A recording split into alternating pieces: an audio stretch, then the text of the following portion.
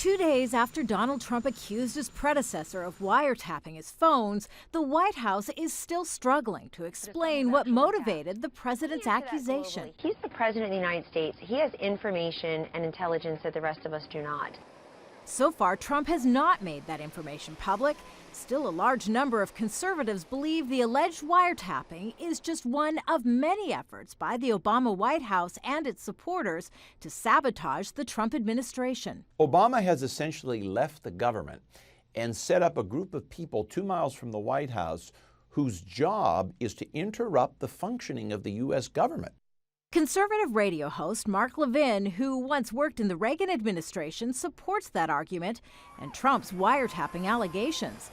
Levin points to a New York Times report from January, asserting U.S. officials monitored a computer server in Trump Tower to uncover possible ties between the future president and Russian officials. We're using the instrumentalities of the federal government, intelligence activities, to surveil members of the Trump campaign.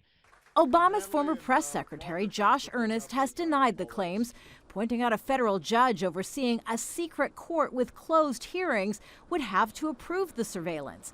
But that makes proving the claims on both the right and the left nearly impossible. It's very difficult to get more information on something like this when you just have these bald allegations put out there without really any evidence to follow up on.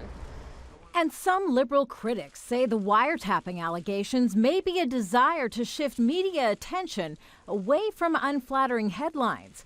And the White House is denying the president's accusations were an effort to detract from a negative news cycle. White House Press Secretary Sean Spicer telling reporters there is nothing that would lead him to believe that is the case. It is the view of the Trump administration that the president last week had what they're calling a good week, and he was simply responding to an issue of concern.